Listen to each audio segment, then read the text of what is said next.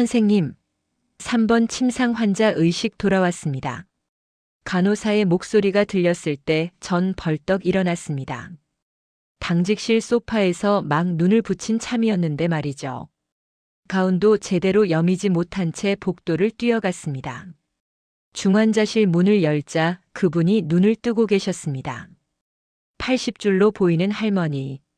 산소 마스크 너머로 희미하게 숨을 쉬고 계셨죠. 전 침대 옆으로 다가가 조심스럽게 맥박을 짚었습니다. 할머니, 여기가 어딘지 아시겠어요?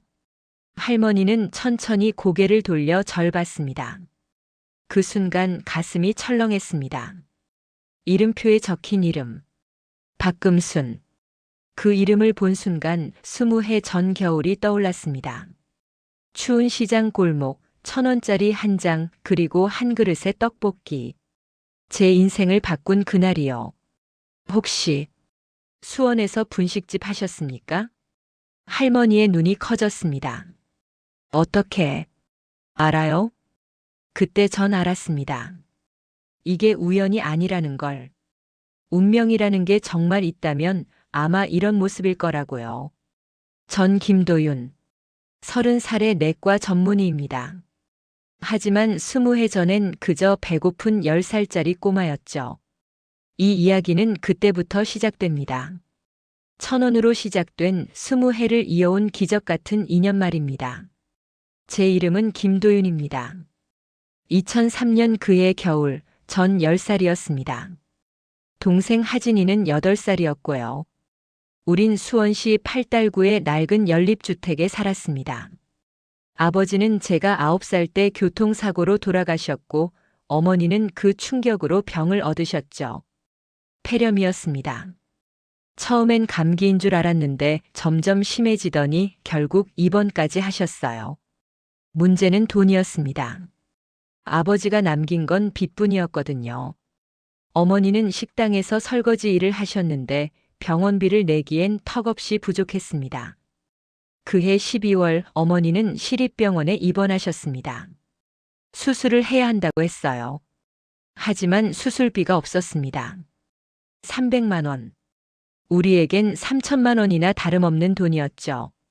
전 동생과 함께 매일 병원에 갔습니다. 학교 끝나면 곧장 병원으로요. 어머니는 누워 계시면서도 우리 걱정만 하셨어요. 도윤아, 하진아. 엄마 때문에 고생이구나. 아니에요, 엄마. 괜찮아요. 하지만 괜찮지 않았습니다. 집에는 먹을 게 없었어요. 라면이 전부였죠. 가끔 이모가 반찬을 갖다 주셨는데 이모도 형편이 어려웠습니다. 어느 날 이모가 1,000원을 쥐어주셨어요. 얘들아, 이거라도 받아라. 이모가 이것밖에 못 줘서 미안하다. 1,000원. 그게 그날 우리가 가진 전부였습니다. 그로부터 20해가 흘렀습니다. 전 지금 서울 강남의 한 대학병원에서 내과 전문의로 일하고 있습니다. 김도윤 선생님이라고 불리죠. 명찰에도 그렇게 쓰여 있고요. 어떻게 여기까지 왔냐고요? 쉽지 않았습니다. 어머니는 제가 의대생일 때 돌아가셨어요. 수술을 받고 몇 년을 더 사셨지만 결국 폐가 약해져서 제가 의사 되는 모습을 보고 싶어 하셨는데 끝내 보지 못하셨습니다. 동생 하진이는 사회복지사가 됐어요. 강남구청에서 일합니다. 독거노인 돌봄 담당이죠. 형제가 각자의 길을 걸었지만 같은 마음을 품고 살아왔습니다. 어려운 사람을 돕자. 그게 우리의 약속이었거든요. 전 병원에서도 그렇게 살았습니다. 형편이 어려운 환자를 만나면 치료비를 깎아줬어요. 보호자가 없는 환자는 제가 직접 챙겼고요. 김 선생님, 또 환자 치료비 대신 내셨어요? 원무과 직원이 가끔 그렇게 물었습니다. 아, 그냥. 제가 하고 싶어서요. 사실 월급의 3분의 1은 그렇게 썼습니다. 동료들은 제가 미쳤다고 했죠. 하지만 전 그게 옳다고 생각했어요. 왜냐고요? 20해 전 누군가 저를 그렇게 살려줬으니까요. 박금순. 그분은 2003년 당시 61살이셨습니다. 수원시장 골목에서 작은 분식집을 운영하셨죠. 금순분식이라는 간판을 달고요. 할머니는 평생 혼자 사셨어요. 젊었을 때 시집을 갔지만 남편이 일찍 세상을 떠났대요. 자식도 없었고요. 그래서 평생 혼자 분식집을 하며 사셨습니다.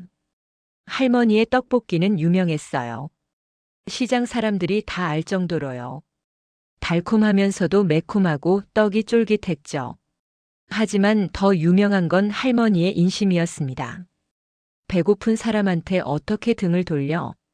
할머니는 늘 그렇게 말씀하셨대요. 그래서 돈이 없는 사람이 오면 그냥 줬어요. 나중에 갚으라는 말도 없이요. 제가 할머니를 처음 만난 건 2003년 12월 어느 추운 날이었습니다. 그날이 제 인생의 전환점이 됐죠. 겨울비가 부슬부슬 내리던 날이었습니다.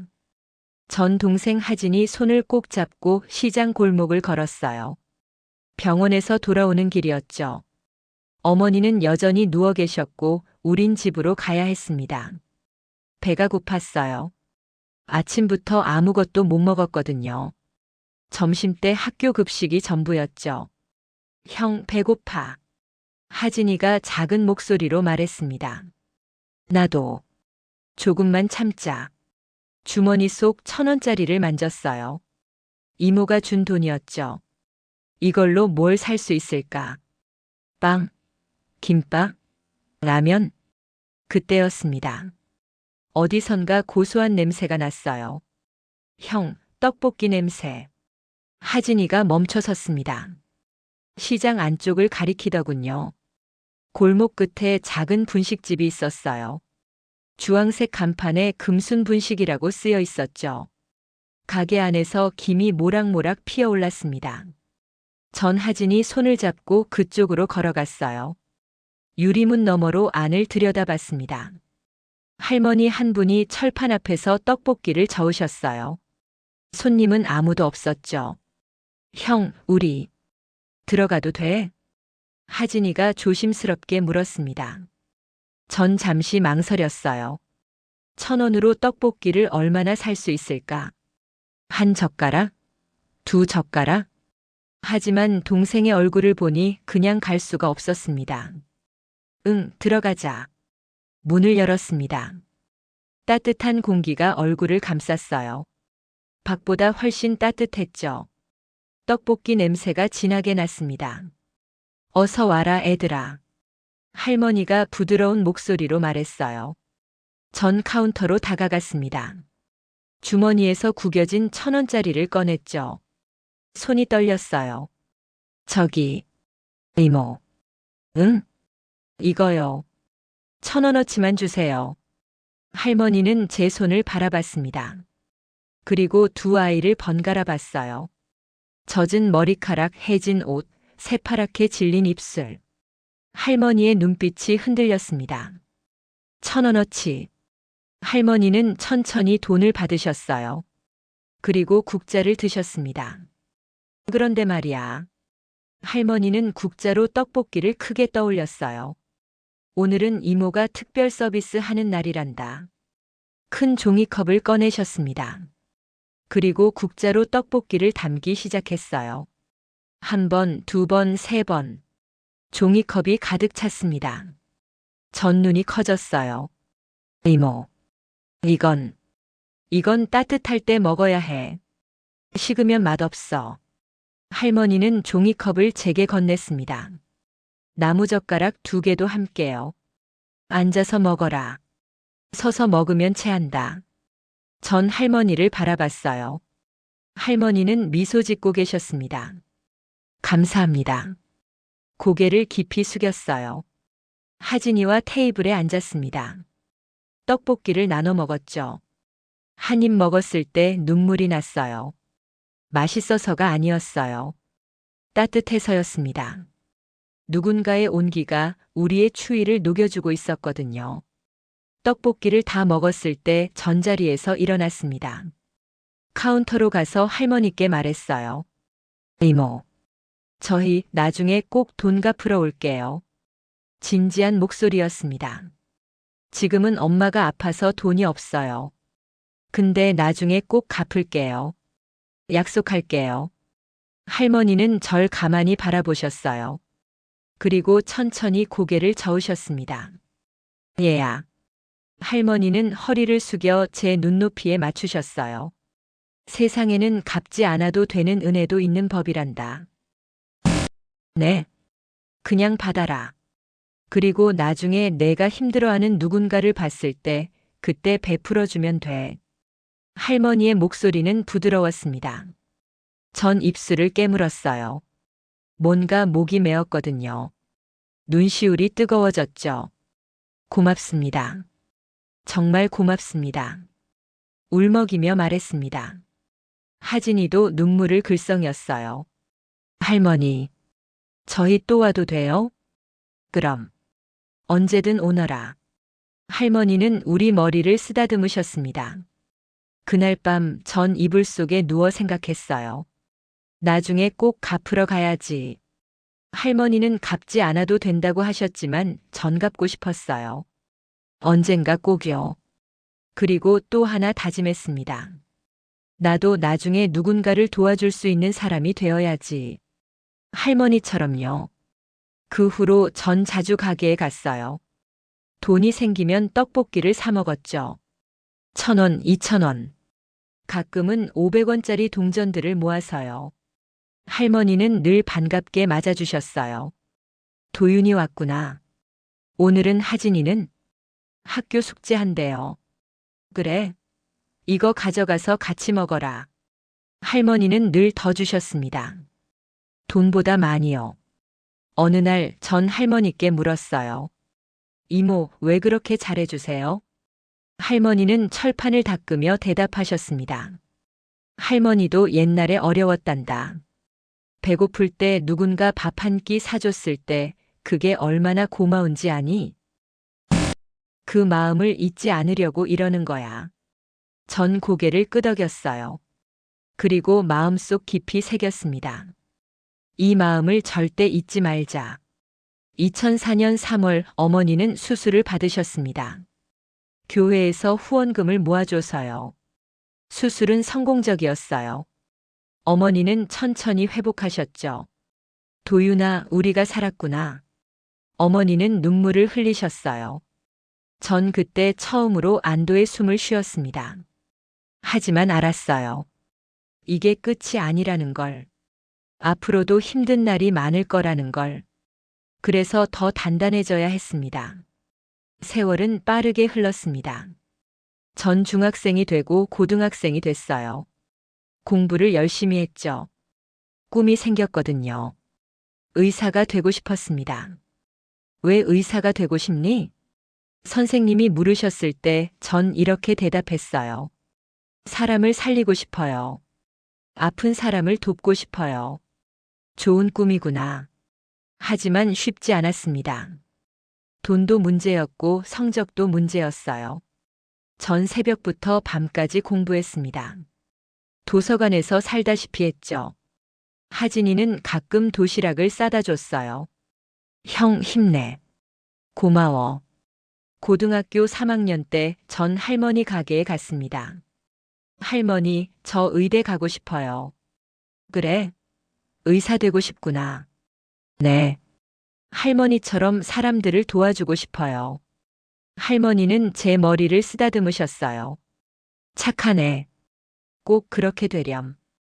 2012년 11월 전 대학 수학능력 시험을 봤습니다. 결과는 좋았어요. 서울의 한 의대에 합격했죠. 어머니는 울면서 기뻐하셨어요.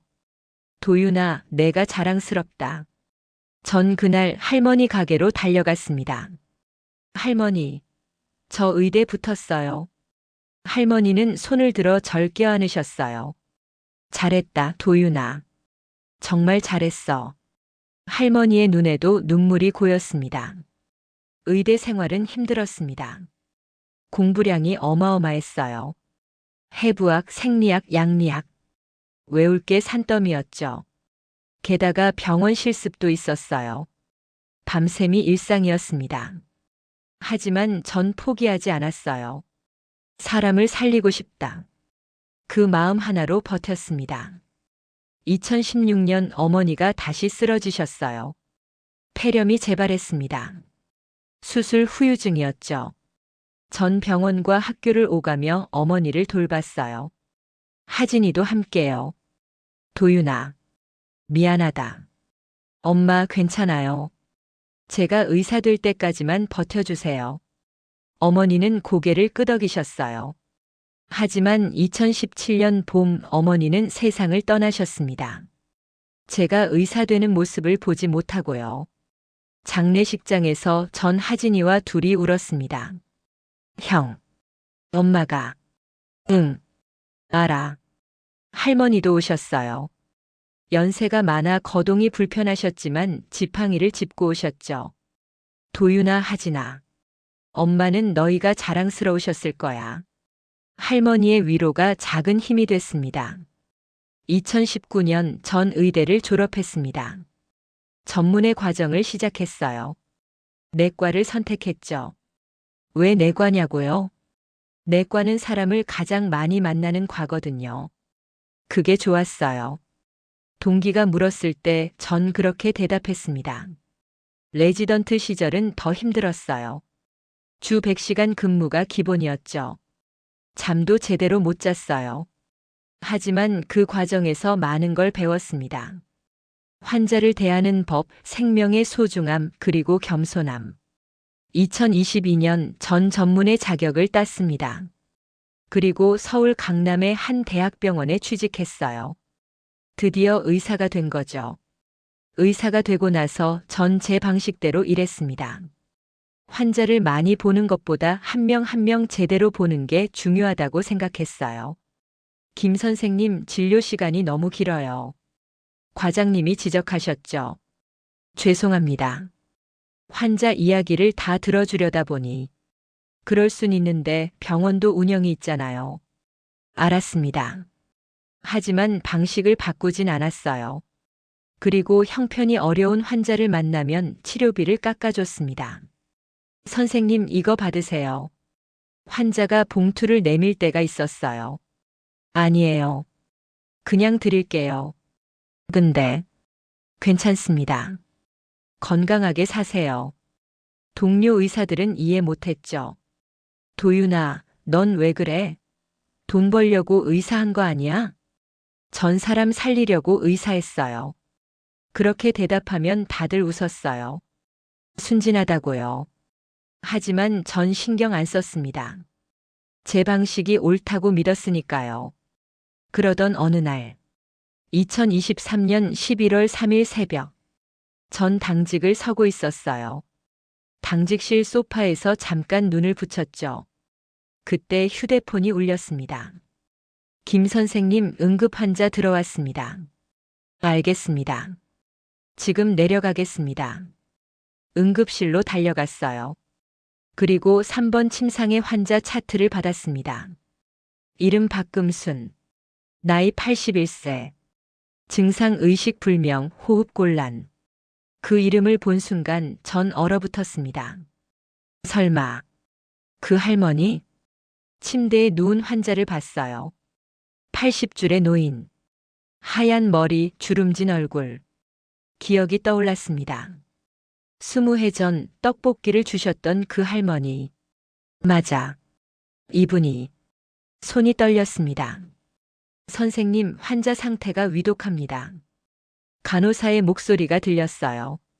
전 정신을 차렸습니다. 지금은 감정에 휩싸일 때가 아니었죠. 심전도 다시 체크하고 혈액 검사 결과 빨리 받아주세요. 네, 선생님. 빠르게 처치했습니다.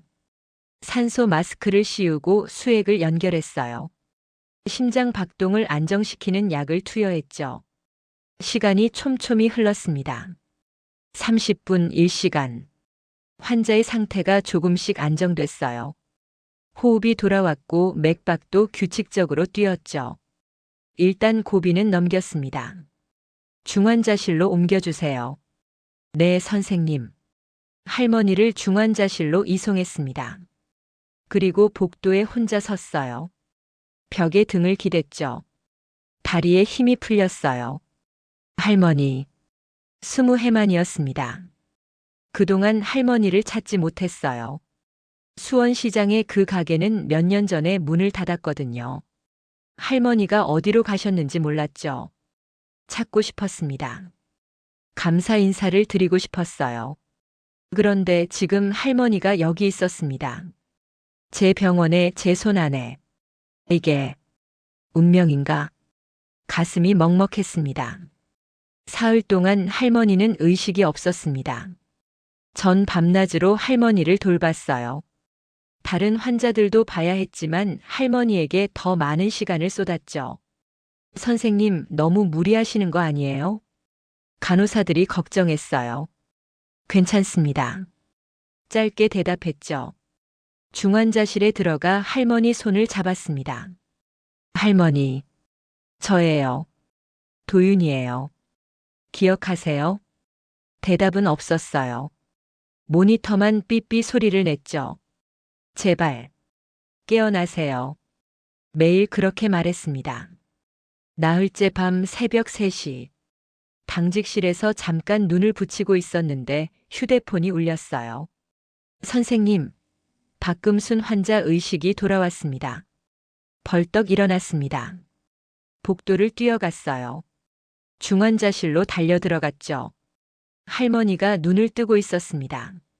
할머니, 다가갔어요. 할머니는 천천히 고개를 돌려 절 봤어요. 눈동자가 초점을 찾았죠. 어디? 목소리가 약했습니다. 병원이에요, 할머니. 쓰러지셔서 여기 계세요. 아, 그랬구나. 할머니는 다시 절 봤어요. 선생님, 감사합니다. 아니에요. 전 할머니 손을 잡았습니다. 할머니, 혹시 저 기억하세요? 네. 20년 전에 수원시장에서 분식집 하셨잖아요. 할머니의 눈이 커졌어요. 어떻게? 저예요. 그때 1,000원 들고 떡볶이 사러 갔던 애요. 동생이랑 같이 갔었어요. 할머니는 절 빤히 바라봤습니다. 눈가가 떨렸어요. 입술이 움직였죠. 1,000원? 네. 할머니가 떡볶이 많이 주셨어요. 그때 정말 맛있었어요. 할머니의 눈에서 눈물이 흘렀습니다. 내가 그 꼬마. 네, 저 도윤이에요. 김도윤. 할머니는 떨리는 손으로 제 손을 만졌어요. 도윤이. 도윤이라고 했었지. 기억하세요? 그럼. 어떻게 있니? 너의 형제. 그렇게 불쌍해 보이더라. 할머니는 울먹였습니다. 근데 내가 의사가 됐구나. 할머니는 제 가슴팍 명찰을 봤어요. 김도윤. 내과 전문의. 웃었습니다. 눈물을 흘리면서요. 대단하다. 정말 대단해. 할머니 덕분이에요. 제 목소리도 떨렸죠. 그때 할머니가 떡볶이 안 주셨으면 저희 못 버텼을 거예요. 아니야. 할머니가 우리한테 희망을 주셨어요. 세상이 차갑지만은 않다는 걸 알려주셨어요. 눈물을 참았지만 흘러내렸습니다. 그래서 저 할머니처럼 되고 싶었어요. 사람들을 도와주는 사람이 되고 싶었어요. 할머니는 제 손을 꼭 쥐었어요. 착한 애. 정말 착한 애. 할머니. 내가 그렇게 대단한 걸 한 건 아닌데. 그냥 배고픈 애들이 안쓰러워서. 저한테는 대단한 일이었어요. 제 손으로 할머니 손을 감쌌습니다. 할머니, 이제 제가 돌봐드릴게요. 걱정하지 마세요. 뭐? 할머니 혼자 사시잖아요. 이제 저희가 있어요. 제 동생 하진이도 있고요. 저희 둘이 할머니 모실게요. 할머니는 고개를 저었어요. 안 돼. 너희가 무슨. 할머니가 우리 엄마 아프실 때 힘이 돼주셨잖아요. 이제 우리 차례예요. 도윤아, 제발 받아주세요. 그때 할머니가 우리한테 주신 거. 이제 저희가 돌려드리고 싶어요. 할머니는 더 이상 말을 잇지 못했습니다. 그저 울었어요. 전 할머니를 조심스럽게 안았습니다. 두 사람은 한참을 그렇게 있었죠. 간호사들이 문 밖에서 지켜봤어요. 눈시울을 붉히면서요. 할머니는 빠르게 회복하셨습니다. 일주일 만에 일반 병실로 옮기셨고 2주일 만에 퇴원하셨어요. 전 할머니를 제 집으로 모셨습니다. 하진이도 찬성했죠. 형, 당연히 모셔야지.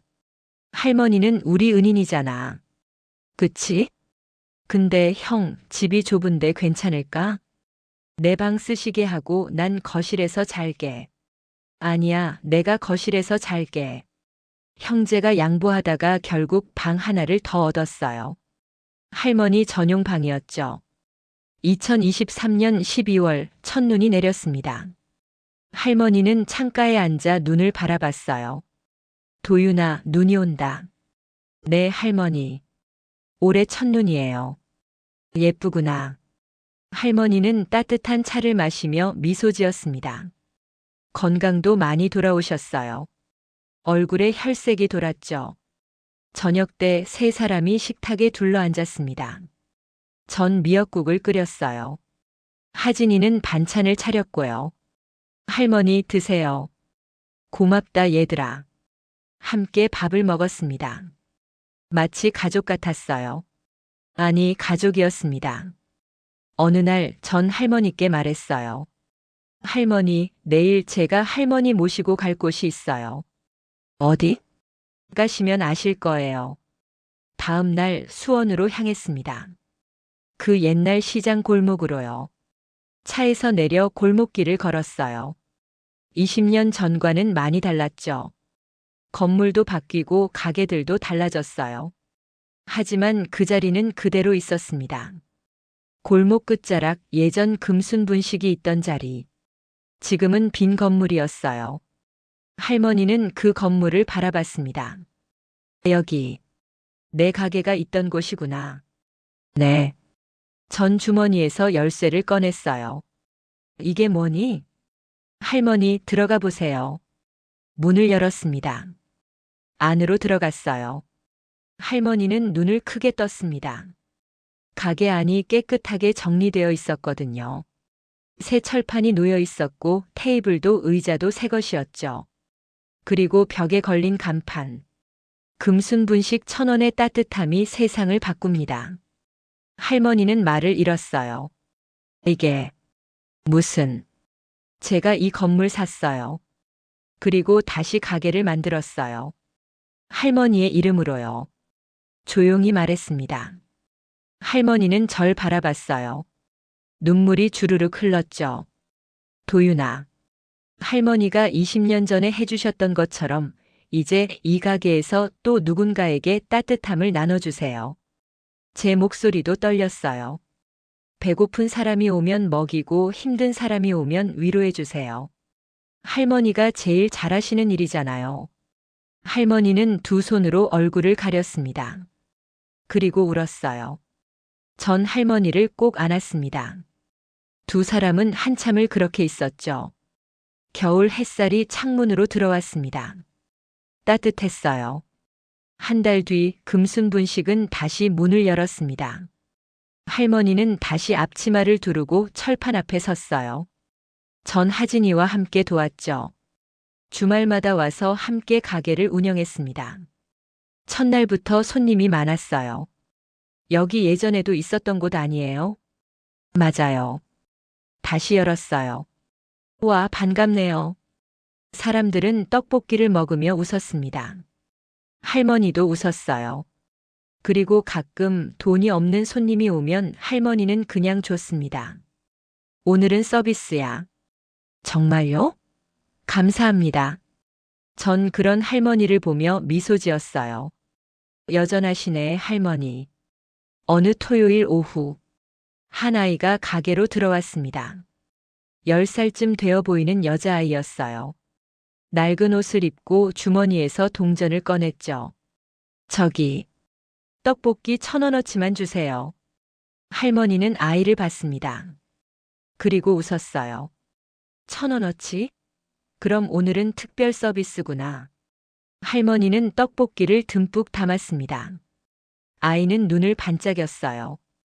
정말요? 그럼. 따뜻할 때 먹어야 맛있어. 아이는 떡볶이를 받아들고 웃었습니다. 전 그 모습을 지켜봤어요. 20년 전 제 모습이 보였습니다. 그리고 깨달았죠. 선행은 이렇게 이어지는 거라고.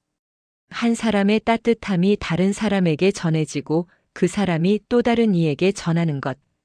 그렇게 세상은 조금씩 따뜻해지는 거라고. 눈이 내리던 밤이었습니다. 가게 문을 닫고 세 사람이 함께 집으로 돌아왔어요. 할머니는 피곤하신지 일찍 주무셨습니다. 전 하진이와 거실에 앉아 차를 마셨죠. 형, 행복해? 하진이가 물었어요. 응. 너는? 나도. 엄마가 보시면 좋아하실 것 같아. 그치. 두 형제는 잠시 말없이 차를 마셨습니다. 형, 할머니 정말 고마운 분이야. 응. 20년 전 할머니 안 만났으면 우리 어떻게 됐을까? 모르지. 근데 만났잖아. 그게 신기해. 20년 만에 다시 만나다니. 운명이었나 봐. 하진이는 고개를 끄덕였습니다. 형, 우리도 할머니처럼 살자. 응. 그러자. 창밖으로 눈이 내렸습니다. 하얀 눈이 조용히 쌓였죠. 전 그 눈을 바라보며 생각했습니다. 20년 전 1,000원으로 시작된 인연. 그 작은 따뜻함이 결국 이렇게 큰 기적을 만들었다고. 세상에는 돈으로 잴 수 없는 것들이 있습니다. 따뜻한 마음, 진실한 손길, 그리고 이어지는 선행. 전 그것을 배웠습니다. 할머니에게서요. 그리고 이제 전 그것을 세상에 전하며 살고 있습니다. 의사로서 그리고 한 사람의 인간으로서. 봄이 왔습니다. 시장 골목의 나무들이 새싹을 틀었어요. 금순 분식 앞에는 작은 화분들이 놓였습니다. 할머니가 가꾸시는 꽃들이죠. 오늘도 가게는 문을 엽니다. 할머니는 철판 앞에 서 계시고 전 하진이와 함께 손님을 맞이합니다. 어서 오세요. 사람들이 들어옵니다. 학생들, 직장인들, 노인들, 아이들. 모두가 따뜻한 한 끼를 먹으러 옵니다. 그리고 가끔 돈이 없는 사람이 옵니다. 저기, 1,000원어치만. 그럴 때마다 할머니는 웃으며 말합니다. 오늘은 서비스야. 그 말을 들을 때마다 전 가슴이 뭉클해집니다. 20년 전 제가 들었던 그 말. 이제 다른 누군가가 듣고 있습니다. 그리고 언젠가 그 사람도 또 다른 누군가에게 같은 말을 하겠죠. 그렇게 따뜻함은 이어집니다. 밤이 되면 가게 간판에 불이 켜집니다. 금순분식 1,000원의 따뜻함이 세상을 바꿉니다. 그 불빛은 어둠 속에서도 환합니다. 길을 걷는 사람들에게 작은 희망이 되죠.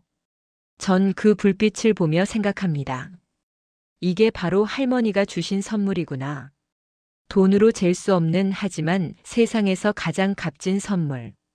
여러분, 혹시 오늘 힘든 하루를 보내셨나요?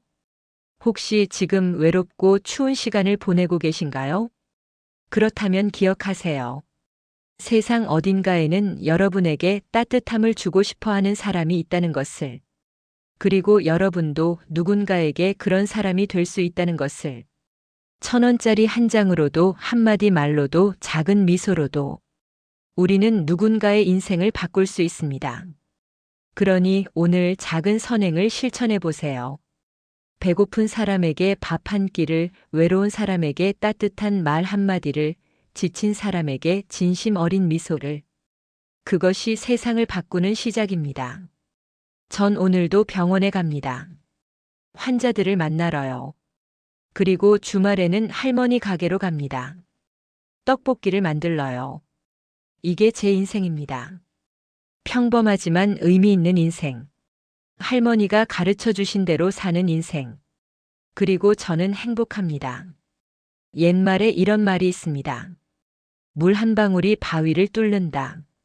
작은 선행도 마찬가지입니다. 한 번의 작은 선행이 누군가의 인생을 바꾸고 그 사람이 또 다른 일을 바꿉니다. 그렇게 세상은 조금씩 따뜻해집니다. 여러분도 그 물방울이 되어주세요. 작지만 따뜻한 세상을 바꾸는 물방울. 금순분식의 불빛은 오늘도 환합니다. 여러분을 기다리고 있습니다. 언제든 오세요. 따뜻한 한 끼와 따뜻한 마음이 기다리고 있으니까요. 1,000원의 따뜻함이 세상을 바꿉니다. 이 이야기가 공감되셨다면 구독과 좋아요 부탁드립니다.